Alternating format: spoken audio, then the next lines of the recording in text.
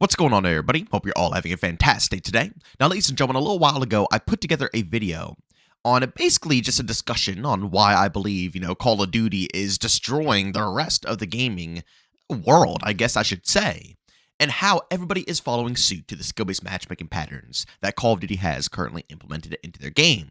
And I was taking a look at Delta Force because obviously, as you guys know, I am indeed a Battlefield fan, and I'm also a Gears of War fan, but I love Battlefield. Ever since the beginning of this channel, it's always been kind of 50-50 between Battlefield and COD. I actually took a year break discussing all different types of games, but really down to its core, what I truthfully specialize in is COD, and then I would say secondary, Battlefield.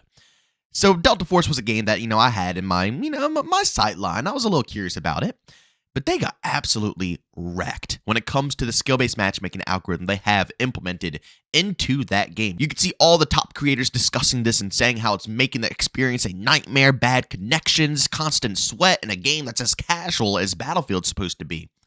So, I put together that video to kind of bring some light, but it seems that skill-based matchmaking, ladies and gentlemen, is the least of our concerns. And it seems Delta Force is not going to be the only game anymore trying to copy Call of Duty style.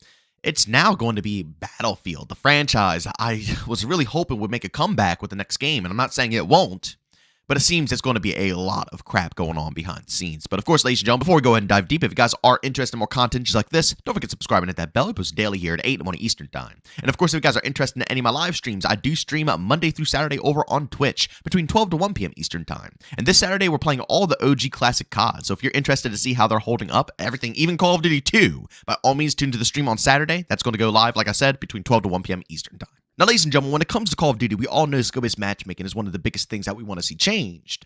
But another thing that I've always hyper-prioritized on this channel, that I will die on this hill, is that I believe Call of Duty should not be a yearly cycle game.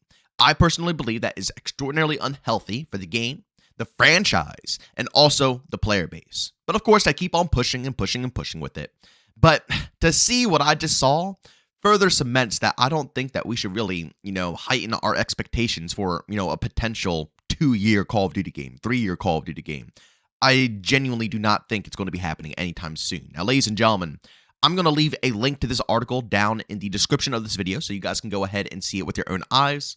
I'm not going to cover the whole thing. I'm just going to kind of summarize the situation that we're really in here. Now, again, I had a lot of, I don't want to say high hopes, but when I heard Vince Zampella, for those who don't know who Vince Zampella is, he made all of the classic OG COD games. He made all the Titanfalls, and he also put together Apex Legends. Now, I think he did a couple of other games, but those are the main ones that I know of.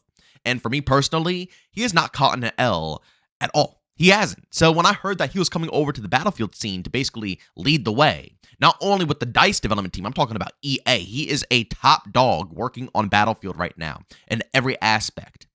I was a little 50-50. I was like, okay, he made a bunch of Call of Duty games, more fast-paced 6v6 games, not really Battlefield-style games, but, in all reality, like I said, he hasn't caught an L. So it's going to go one of two ways. Either he's going to turn the Battlefield franchise around and actually make it good, or he's going to catch his first L. And, Battlefield is going to continue to flop here. But from the information that I read, it seems to be going the L direction. And honestly, it might not be an L. It might be a fun game. I'll be honest with you guys. Vince Zampella might put together a fun Battlefield experience, but will it be a Battlefield game?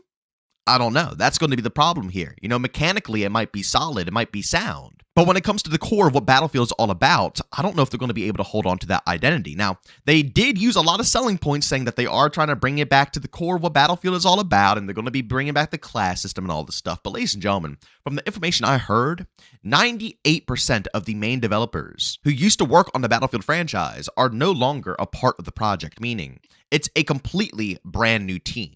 Now, this isn't the end of the world because Battlefield 2042 ran into a similar situation. And I'll be real with you guys, the team did turn it around. I would still say Battlefield 2042 is probably the worst Battlefield project ever put together, but I'm not going to deny the facts that they turned the game around in a positive way. They fixed up all the maps, they fixed up a lot of things that, would need a balance, they rearranged the specialist system to make it more class-based. They listened to the community, and I'm thankful for that. But you could tell that they didn't really completely understand what Battlefield was about when they first introduced 2042. You could tell that it was a bunch of new developers. And hearing this information confirms that even further for me. But that's not just it, ladies and gentlemen. It's not just the fact that 98% of, the OG Battlefield devs have left. It's the direction that EA is currently planning to push Battlefield in. and that is the yearly cycle. Yes, you heard that correctly, ladies and gentlemen. We are no longer going to be seeing Battlefield games. Well, again, this isn't, complete facts, so I don't want to say, you're no longer. I'm just, I guess, speculating here.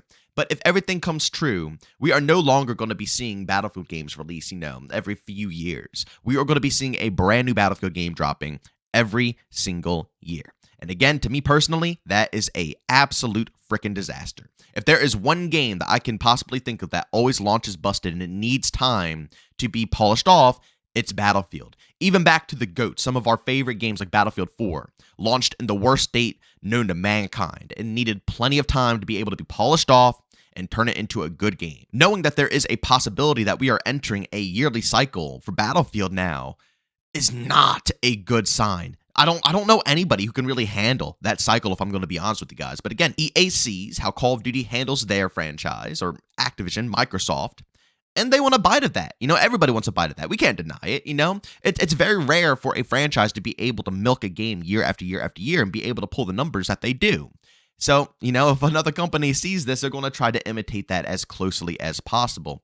And again, Call of Duty can't even get their crap together every single year. Every year a Call of Duty game drops, it's completely busted. It takes the whole year to fix it up. And then by the end of the year, it's good and polished. But by the time it gets good and polished and people can actually enjoy the game, the next Call of Duty game drops. And then, once again, it repeats the same cycle. The game drops busted, takes a whole year to fix it up. And then by the time it's good and polished and people can enjoy it, the next, so on and so forth. But Battlefield launches worse than, like I said, any game I could possibly really think of. It's nowhere close to being comparable to how Call of Duty launches. And they are expecting to push these out on a yearly basis. Like I said, that is not the correct move. If there was one thing that I really loved about the Battlefield franchise, is the time that they allow their audience to be able to soak up a game. Now, yes, it sucks when they release a crap game like Battlefield 2042, and now they're stuck with a game like that for years that's not going to be making much income. I get it. I understand that it's much easier to release a game every single year because some of them hit, some of them miss, and the ones that do miss get overshadowed because they're irrelevant in a year, and you could just go ahead and drop another one. But I think the community definitely appreciates seeing the development team, even on the worst case scenarios, be able to build up the game regardless. Like I said, Battlefield 2042 was the worst game. I understand it sucks that it had to be years that EA was getting screwed over, but the core community of Battlefield, at least in my opinion, enjoyed watching the new development team, because we all know they're new devs and they're trying to understand Battlefield. We enjoyed watching them grow.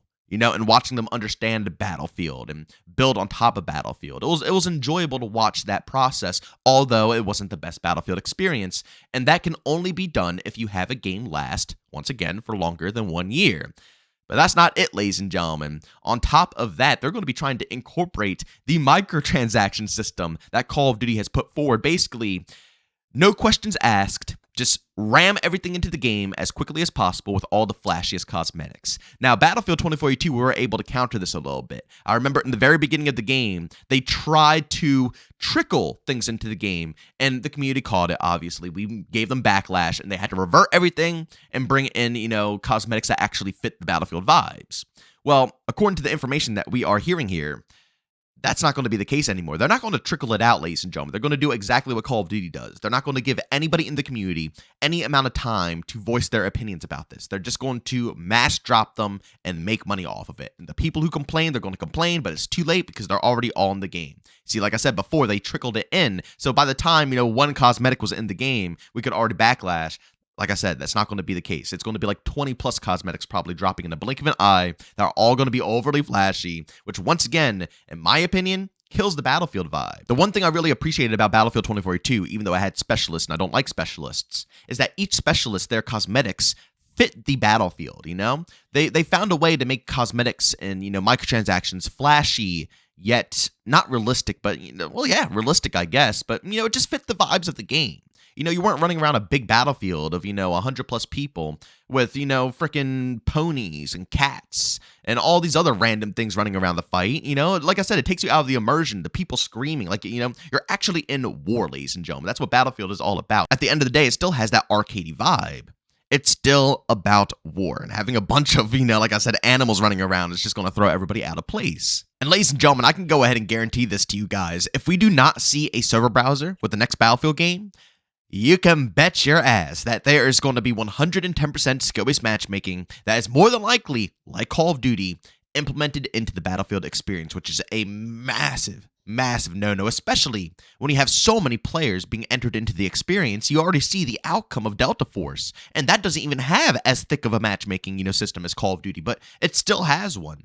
And it's rough. It takes, top-tier players, higher-end players, ages to get into games. And it's a nightmare when they finally do get into the game because one of two things. You're either going to have absolutely horrifying connection, or it's going to be a nonstop sweat fest in a game that is as casual as Battlefield.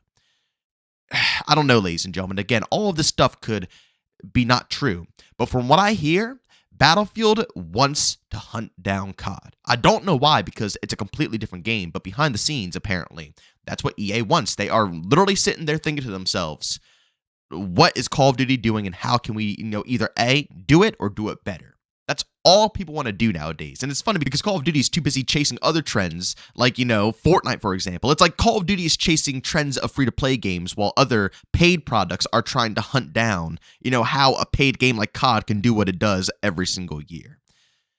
Again, I don't know if any of this is going to become true, but Call of Duty is really leaving a stain on many different communities right now, and so many different games are trying to follow suit in the same pattern because I don't know. I'm assuming it's jealousy. A lot of these massive corporations want what Activision and Microsoft have. Anybody would want that, right? Who doesn't want a game that you could release yearly that just gives you absolute bank, minimal effort, and it gives you bank every single time around? Everybody wants that. But I don't think everybody should, technically strive for that. And it's sad to see that Battlefield or EA is willing to, sacrifice the vibes of their game, the atmosphere of the game, and the community that they have built just to try to chase down what Call of Duty has had for ages now. You know what I'm saying? It just doesn't seem like the smartest, possibility. But ladies and gentlemen, I just wanted to go ahead and share this with you guys because of two things. Like I said, I'm a Battlefield fan. I love Battlefield. And two, I just wanted to showcase, the damage that Call of Duty is doing to everybody out there. Not people, but actual games, franchises. It's wild to see so many people trying to chase this down, while there's also so many people in the Call of Duty community who are just outraged. I guess that truly shows that, up top, they don't see us. Like I say in all my videos, the stuff that we do here, the people who complain online, Reddit, Twitter, everybody in the comment section who wants to share their opinions about this game, who might not be having a good experience. Guys, at the end of the day, we are irrelevant. They don't even notice us, right? We're not even a blip on their radar, okay? They see the numbers that Call of Duty is getting, and that's all that matters. It's rough, but it is what it is. But ladies and gentlemen, as always, if you enjoyed today's video, leave a like. If you hate it, leave a dislike. Don't forget to subscribe and hit that bell. We post daily here at 8 morning Eastern Time. And if you guys are interested in any of my live streams, I do stream Monday through Saturday over on Twitch, starting between 12 to 1 p.m. Eastern Time. Of course, you can find a link to that channel down in the description of this video. But as always, thank you for tuning in. I'll see you all on the next one. Peace out.